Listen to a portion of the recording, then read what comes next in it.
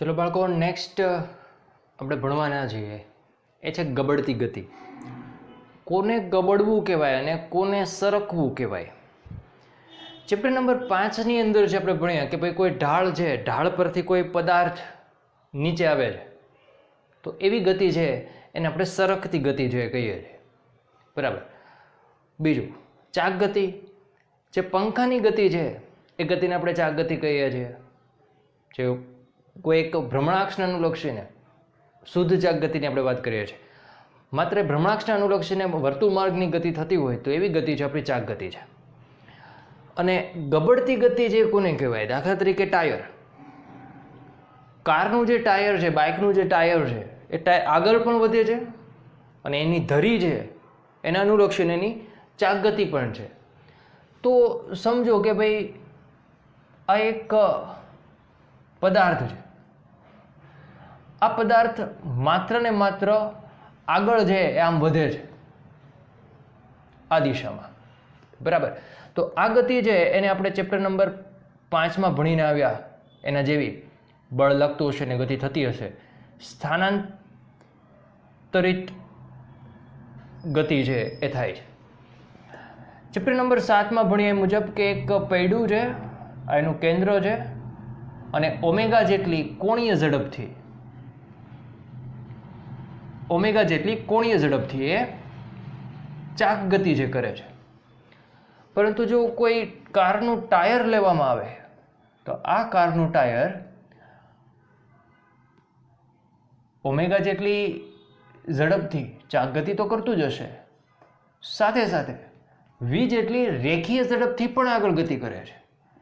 આવી ગતિ છે એને ગબડતી ગતિ કહેવાય. બરાબર.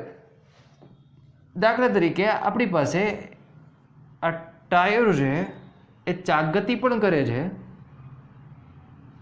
અહીંયા છે એનું દ્રવ્યમાન કેન્દ્ર. સાથે સાથે ચાક ગતિની સાથે સાથે રેખીય ગતિ છે એ પણ કરે છે. તો આખા પદાર્થની રેખીય ગતિ માટે આપણે શું કરીએ છીએ? એના જે દ્રવ્યમાન કેન્દ્ર છે એની ગતિ છે લઈને ઉલ્લેખ કરી શકીએ. તો હું આવા 3 બિંદુઓ છે એનો વિચાર કરું છું, 1, 2 અને 3. તો બાળકો, ત્રણેય બિંદુઓ છે એના પહેલાં તો રેખીય વેગ તો હશે જ. આ બાજુ હશે એ કેટલો હશે? વી જેટલો જ. બિંદુ બી છે એ પણ આખો જ પદાર્થ સાથે જ આવતો હોય એટલે બીજો બિંદુ છે એનો પણ રેખીય વેગ વી જેટલો જ હશે. 1 નંબરનું જે બિંદુ છે એનો પણ રેખીય વેગ તો કેટલો હશે? વી જેટલો જ હશે, જે આ દિશામાં છે. હવે રહી વાત ચાક ગતિના કારણે. ચાક ગતિના કારણે જે આપણે એક સમીકરણ મેળવેલું હતું એ હતું ઓમેગા સદિશ ક્રોસ આર લંબ સદિશ, જ્યાં આર લંબ જે વર્તુળ માર્ગની એની ત્રિજ્યા હતી કોઈ કણ માટે, જે આપણે ઓલરેડી સાબિત કરી ચૂક્યા છીએ વિડીયો નંબર 8ની અંદર. બરાબર. જો આનો માત્ર મૂલ્ય લેવામાં આવે તો વી બરાબર શું મળે? R omega. R for rotational motion એટલે કે ચાક ગતિ. વી બરાબર આર ઓમેગા, કંઈક આવું સમીકરણ છે મળશે. ધારો કે આ વર્તુળ માર્ગની જે ત્રિજ્યા છે અથવા તો જે પૈડાની ત્રિજ્યા છે એ છે આર. તો સમજો તો આ 3 નંબરનું જે કણ છે જે છે ધાર પર લીધેલો છે એનો જે ચાક ગતિના કારણે વેગ મળશે ક્યાં હશે? સ્પર્શકની દિશામાં છે. અહીંયા પણ ક્યાં હશે? સ્પર્શકની દિશામાં છે. અને જે 2 નંબરનો જે વેગ કણ છે એના માટે વર્તુળ માર્ગની ત્રિજ્યા જ કેટલી હશે? 0. એ કણની વર્તુળ માર્ગની કોઈ ત્રિજ્યા જ નથી. એટલે અહીંયા 1 નંબર અને 3 નંબરના જે કણો છે કે જેની ઝડપને આપણે રોટેશનલ મોશન કહીએ છીએ એટલે કે ચાક ગતિ માટે, એ કેટલી મળશે? R into omega. પરંતુ જે 2 નંબરનો કણ છે એના માટે આરની કિંમત 0 હોવાથી એના માટે આ ચાક ગતિના પદો લખેલા છે. અને આ લખેલા છે એ આપણે કોના માટે લખ્યા છે? રેખીય ગતિ માટે લખ્યા છે. રહી વાત પરિણામી ગતિ મેળવવાની, તો સમજો તો પરિણામી ગતિ ક્યાં મળશે? 1 નંબરના કણની વી આ બાજુ છે, ડાબી બાજુ ચાક ગતિના કારણે. રેખીય ગતિના કારણે ક્યાં છે? જમણી બાજુ. આખી ગતિ એના દ્રવ્યમાન કેન્દ્રને લઈને લખી શકાય. તો રેખીય ગતિ માટે આપણે સંકેત યુઝ કરી દઈએ સેન્ટર ઓફ માસ, ગુજરાતીમાં જેને કહેવાય દ્રવ્યમાન કેન્દ્ર. તો આ તો થઈ ગયું દ્રવ્યમાન કેન્દ્રની ગતિ પ્લસ ચાક ગતિ. મોટામાંથી નાનું બાદ કરવું જો આપણે અદિશ સ્વરૂપે લખતા હોઈએ તો. અને 2 નંબરના કણ માટે માત્ર ને માત્ર કઈ છે? રેખીય ગતિ જ છે, ચાક ગતિવાળું પદ 0 છે. અને 3 નંબરનો જે કણ છે એના માટે અહીંયા માત્ર આપણે સદિશ સરવાળો કરીએ એના બદલે હું ખાલી કિંમત લખી દઉં. મોટામાંથી નાનું બાદ કરી દઉં છું. મોટામાંથી મેં નાનું બાદ કર્યું છે એવું સમજજો. અહીંયા આપણે એવું ધારીએ છીએ VCM મોટું છે V1 કરતાં. જો V1 મોટું હોત તો V1 માઇનસ VCM લખત. V3 આ 3 નંબરના કણની પરિણામી ઝડપ જો લખવા જાઓ, મૂલ્યમાં જ લખ્યું છે મેં, તો મને શું મળશે? સરવાળો છે એ કરવો પડશે, તો કિંમત છે કંઈક આવી મળશે. જો આપણી શરત એવી આપી દઈએ, સરક્યા વિના ગબડતા પદાર્થ માટે,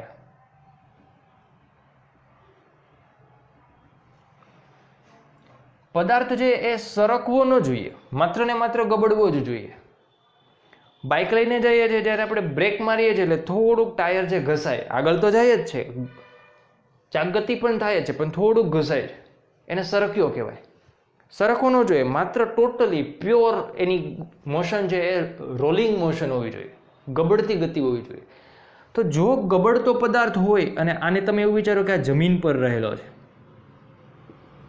આ જમીન છે, અહીંયા સંપર્ક થયેલો છે, એના માટે કોઈ પણ ક્ષણે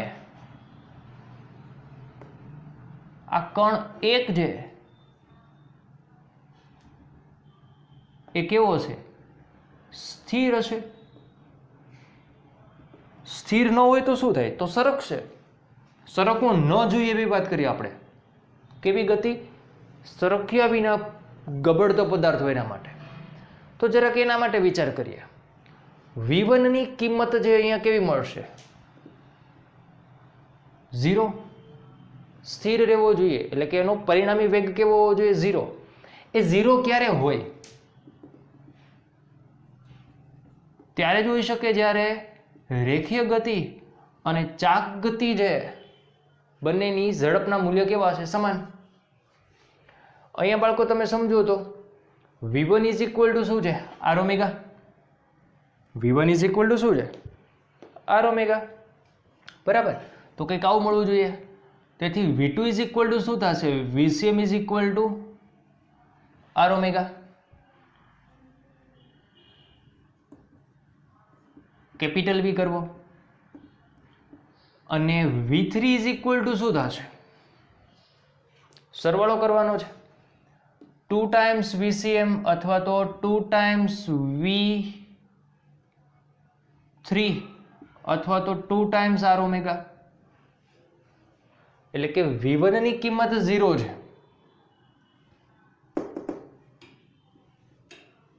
V2 ની કિંમત છે એ માત્ર R ઓમેગા જેટલી હશે અને V3 ની કિંમત છે એ ડબલ હશે. સર આના સિવાયનો કોઈ કણ લીધો હોય તો ધારો કે ચોથા નંબરનો કણ છે, અહીંયા 4, તો એ પણ વર્તુળ માર્ગે આમ પરિભ્રમણ કરતો હશે, ચાક ગતિ થાય છે એટલા માટે. એની રેખીય ગતિ પણ હશે આમ VCM. સ્પર્શકની દિશામાં જે આપણે ચાક ગતિના કારણે પણ મળશે, તો એનો પરિણામી વેગ છે ક્યાંક વચ્ચે મળશે સબાચા પૂરો કરીને. તો એ ક્યાંક આવી રીતે મેળવી શકાય.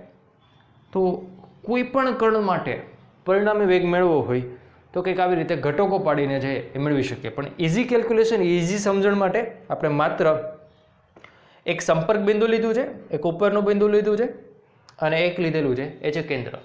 તો આવા પ્રશ્નો છે એ તમને MCQમાં છે એ પૂછાઈ શકે.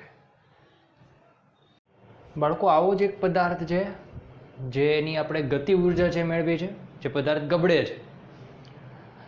આ પદાર્થની ત્રિજ્યા છે એ છે R, એની ઝડત્વની ચાક માત્રા છે એ છે I, અને એક ઢાળ આપેલો છે અને ઢાળનો ખૂણો છે જે થીટા, જેવું આપણે ચેપ્ટર નંબર 5માં લીધું હતું સેમ એજ. એ પદાર્થ સરક્યા વગર છે એ ગબડે છે. આ ખૂણો થીટા હશે એટલે અહીંયા પણ ખૂણો થીટા મળશે.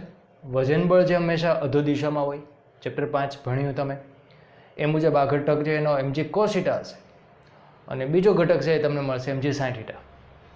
સપાટીને લંબ એક ઘટક મળશે એ છે n, આ ઢાળની ઊંચાઈ છે એ છે h. હવે પદાર્થ છે સરકતો નથી, પદાર્થ છે ગબડે છે. ગબડે ક્યારે? ઘર્ષણ બળો છે તો, નહીં તો ત્યાં જ લસર છે, બરાબર. એટલે કે ઘર્ષણ બળ છે તો ઘર્ષણ બળ ગતિ કરતાં વિરુદ્ધ દિશામાં હોય તો આ દિશામાં છે એ છે ઘર્ષણ બળ. ઢાળની જે લંબાઈ છે એ છે ધારો કે h. ધારો કે આ ઢાળની લંબાઈ d લઈ લઈએ, h તો ઊંચાઈ લીધી છે, લંબાઈ એ d છે. આપણે શું મેળવવું છે? અહીંયા ઢાળના તળિયે જે પહોંચે ત્યારે એનો વેગ કેટલો છે એ મેળવવો, એવો આપણો પહેલો પ્રશ્ન છે. તો આજના આ ટોપિકના અંતે તમને સ્વાધ્યાયના 3 થી 4 એવા ક્વેશ્ચન પણ સોલ્વ કરી શકશો અને એમસીક્યુ, અઢળક એમસીક્યુ છે આ વિડીયોના અંતે જે તમે સોલ્વ કરી શકશો, બરાબર. તો કરીએ શરૂઆત. તો અહીંયા થશે શું? પદાર્થ જે પહેલાં અહીંયા હશે, ગોળો છે અથવા કોઈ પણ આકારનો પદાર્થ હોય, જરૂરી નથી કે આવો ગોળો જ છે હોય, શરૂઆતમાં જ અહીંયા છે. પછી હું ત્યાંથી એને મુક્ત કરું અને ગોળો છે એમ જશે. કયા બળની અસર હેઠળ જશે? mg sin theta. અને આ ગતિની વિરુદ્ધ દિશામાં એક બળ લાગે છે, એ બળ છે F. ખાસ છે સમજો. તો અહીંયા થાય છે શું? તો જ્યારે ઉપર છે ત્યારે એની પાસે સ્થિતિ ઉર્જા હશે. તો આ સ્થિતિ ઉર્જા જેમ જેમ નીચે આવશે એમ પદાર્થની શું થશે? ઘટતી જશે. કેમ કે સ્થિતિ ઉર્જાનું સૂત્ર શું હતું? mgh. h ઘટે છે એટલે સ્થિતિ ઉર્જામાં શું થાય? ઘટાડો થાય. જેમ જેમ સ્થિતિ ઉર્જામાં ઘટાડો થતો જાય એમ એમ શું થશે? ઉર્જાનું એક સ્વરૂપમાંથી બીજા સ્વરૂપમાં રૂપાંતર થાય. એટલે ગતિ ઉર્જામાં શું થતું જશે? વધારો થતો જશે. અહીંયા ગતિ ઉર્જા છે એ રેખીય ગતિ નથી, માત્ર ચાક ગતિ પણ નથી. એટલે કે કઈ ગતિ છે? રેખીય ગતિ ઉર્જા પ્લસ ચાક ગતિ ઉર્જા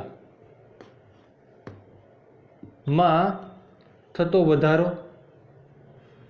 એટલે કે બંને ગતિ છે, રેખીય ગતિ પણ છે ને ચાક ગતિ પણ છે. પદાર્થ ગબડતો આગળ વધે છે, ચાક ગતિ કરતો આગળ વધે છે, બરાબર. તો આપણું સૂત્ર શું બને બાળકો? સ્થિતિ ઉર્જા એટલે mgh. એ કેમાં ગઈ? રેખીય ગતિ ઉર્જા પ્લસ ચાક ગતિ ઉર્જા. રેખીય ગતિ ઉર્જાનું સૂત્ર ચેપ્ટર 5 1/mv², અને ચાક ગતિ ઉર્જાનું સૂત્ર આના જેવું જ આપણે આગળ પણ મેળવી ગયા ચેપ્ટરની અંદર. દળ હોય એવું જડત્વની ચાક માત્રા, રેખીય ઝડપ એવું શું હોય? ઓમેગા હશે. ઓકે, આપણે મેળવવું છે એ છે v. તો ડાયરેક્ટ આપણે v ને સૂત્ર ન કરતા ના બનાવી શકીએ. તમને ખબર છે I = શું થાય? mk², જ્યાં k એટલે ચક્રાવર્તનની ત્રિજ્યા હશે, અને v બરાબર શું થાય? r omega. તો ઓમેગા = શું થશે? v/r. એ કિંમત જે અહીંયા મૂકી દઈએ તો શું થશે? v²/r². તે કિંમત આવી મળશે. હવે દરેક બંને બાજુથી જુઓ કે કટ થઈ જાય. શું કટ થઈ જાય? m છે એ કટ થઈ જશે. તો શું મળે? gh = v²/2 plus k²/r² into 1/2 v². તે આવું મળશે. હવે અહીંયાથી કંઈક કોમન નીકળે. શું કોમન નીકળે? અહીંયાથી કોમન નીકળશે એ છે v²/2. આ બ્રેકેટમાં વધશે 1. અહીંયાથી v²/2 કોમન કાઢીએ એટલે વધશે 1. પ્લસ અહીંયા શું વધે? k²/R², કેમ કે ત્રિજ્યા આપણે કેપિટલ R લીધેલી છે, જશે એટલા માટે. ચાલો આપણે v નો વર્ગ મેળવી લઈએ, પછી આપણે v મળશે. એટલા માટે 2gh = શું મળ્યું તમને? v² × 1 + k²/R². એટલે કે v નો વર્ગ બરાબર 2gh/1 + k²/R². જે આપણે ઝડપનું સમીકરણ જોઈએ છે, જેને MCQમાં આપણે ઉપયોગ કરવાના જોઈએ, એ છે વર્ગમૂળની અંદર 2gh upon 1 plus k square upon r square.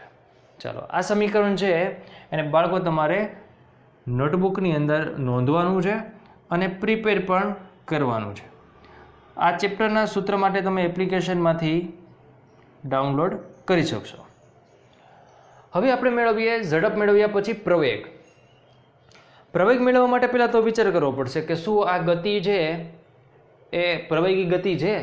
તો જોઈએ, ગતિ છે બળ લાગે છે એટલે તો સ્થિરમાંથી પદાર્થ આગળ વધ્યો, એટલે કે પહેલાં તો પ્રવેગી ગતિ છે, વેગમાં ફેરફાર થયો, સ્થિરમાંથી આગળ વધે છે એટલે કે વેગમાં ફેરફાર થાય છે. સેકન્ડ થિંગ, બીજી વાત, આ બળ છે mg sin θ જેના લીધે પદાર્થ છે એ આગળ વધે છે. mg sin θ પદાર્થ છે અચળ છે, બળ છે અચળ છે, દળ અચળ, ગુરુત્વ પ્રવેગ અચળ અને ખૂણો પણ અચળ. ઘર્ષણ બળ છે આ બાજુ લાગે છે એ પણ અચળ છે. પરિણામી બળ કેટલું મળે? તો તમે કહેશો સર પરિણામી બળ મોટું બળ હશે mg sin θ છે, કેમ કે પદાર્થ ક્યાં આવે છે? નીચે આવે છે. તો આ પરિણામી બળ કેવું છે? અચળ છે. જો બળ અચળ હોય તો પ્રવેગ પણ કેવો હશે? અચળ હશે. તો આ ગતિ છે કેવી ગતિ છે? અચળ પ્રવેગી ગતિ છે. અહીં અચળ પ્રવેગી ગતિ હોવાથી જે આપણે પ્રવેગ મેળવવો છે એના માટે હું સમીકરણ યુઝ કરું છું એ છે v square minus v0 square is equal to 2ad. એમાં તો પ્રવેગવાળું એક બીજું સમીકરણ પણ છે, પણ બાકીના અચળ પ્રવેગી ગતિના સમીકરણમાં સમયવાળું પદ આવશે જે આપણી પાસે અત્યારે નથી. તો સમયવાળું પદ ન હોય એવું આપણી પાસે એક જ છે. અહીંયા જુઓ તો v0 ઇઝ ઇક્વલ ટુ શું છે?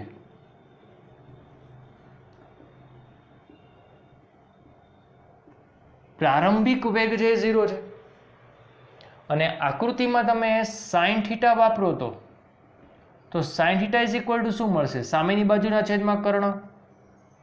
સામેની બાજુ કોણ છે? h. કર્ણ શું છે? ઢાળની લંબાઈ જે છે d. તો d ઇઝ ઇક્વલ ટુ શું મળે આપણને? h ના છેદમાં sin θ મળશે. આ કિંમત અહીંયા મૂકી દઈએ તો v square is equal to v0 ની કિંમત 0 છે, 2ah છેદમાં sin θ. અને આપણે નામ આપી દઈએ સમીકરણ નંબર 1. બાળકો સમીકરણ 1 પણ કોના બરાબર છે? v square. આ પણ કોના બરાબર છે? v square. બંનેને જો આપણે સરખાવી દઈએ તો 2gh ના છેદમાં 1 plus k square upon r square is equal to 2ah ના છેદમાં sin θ. કંઈક આવું મળ્યું. બંને બાજુથી 2 કટ, બંને બાજુથી h પણ કટ. તો પ્રવેગ બરાબર તમને શું મળશે? g sin θ ના છેદમાં 1 plus k square upon r square. તો આખી ગતિ દરમિયાન જે આ પ્રવેગ મળશે તમને એ કંઈક આ છે. તો આ સંબંધ છે એને પણ તમારે યાદ રાખવાનો છે. અહીંયા આપણે પ્રવેગ મળવો કેટલો જોઈએ? તો તમે પરિણામી બળ જુઓ તો પહેલાં તો કયા બળના લીધે પદાર્થની ગતિ થાય છે? mg sin θ ના લીધે.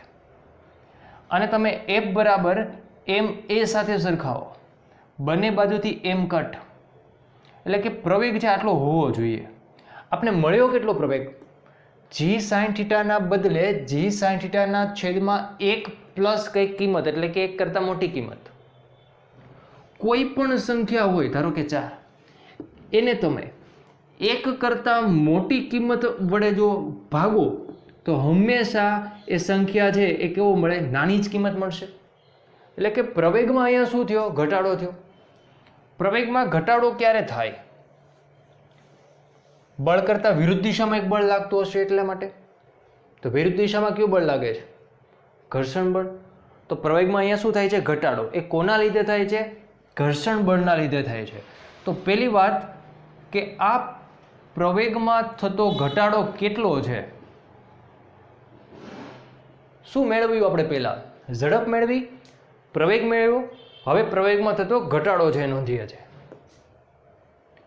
હતો પ્રવેગ g sin θ, મળ્યો પ્રવેગ g sin θ ના છેદમાં 1 પ્લસ k સ્ક્વેર ના છેદમાં r સ્ક્વેર જેટલો. અહીંયાથી બાળકો કોમન શું નીકળે? g sin θ. નીચે હું એક કામ કરું, નીચે લઈ લઉં લસા. લસા કેટલો આવશે? r સ્ક્વેરનો, r square plus k square upon r square. છેદનો છેદ છે એને ચડાવી દો અંશમાં. છેદનો છેદ છે એને જો અંશમાં ચડાવો એટલે આ કિંમત છે એક એક તમને મળશે આવી. બરાબર. એટલે કે 1 માઇનસ r સ્ક્વેરના છેદમાં r square plus k square. ચાલો લઈ લઈએ આપણે હવે લસા. તો લસા મળશે આપણે r square plus k square minus r square છેદમાં r square plus k square.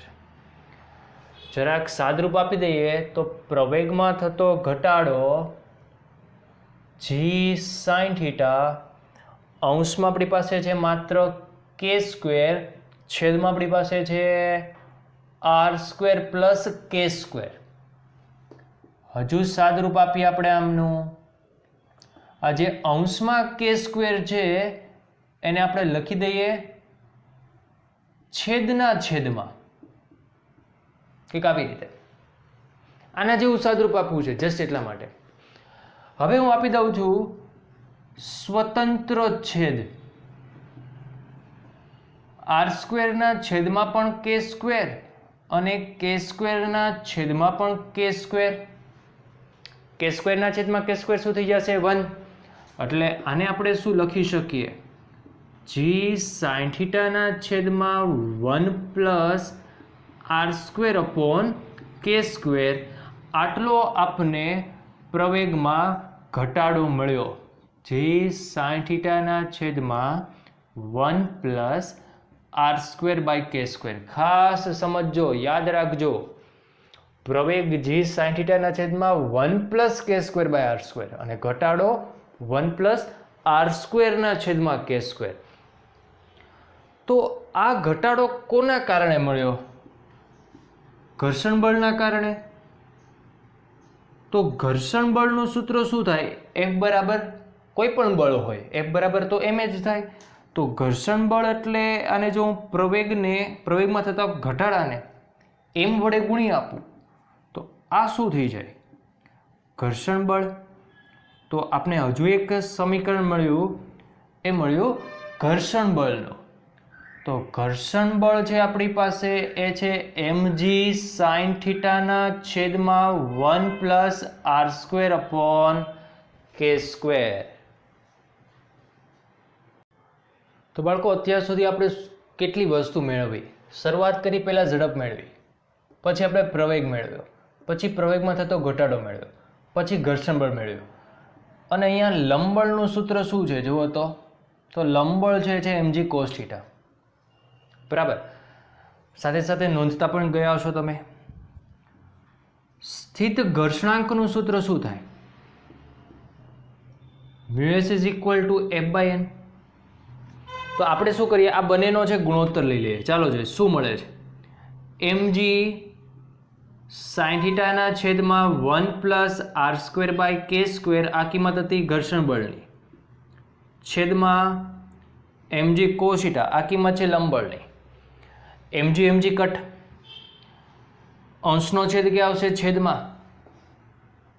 તો μs ઇઝ ઇક્વલ ટુ શું મળ્યું તમને? છેદમાં ઓલરેડી cos θ તો હતો જ, એક પદ આવી ગયું છેદમાં, એ છે 1 plus r square upon k square.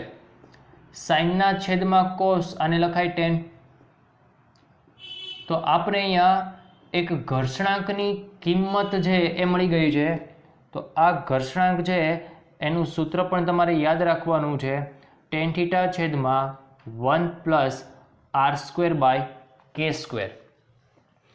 જો ઘર્ષણાંકની કિંમત 0 હોય તો શું થાય?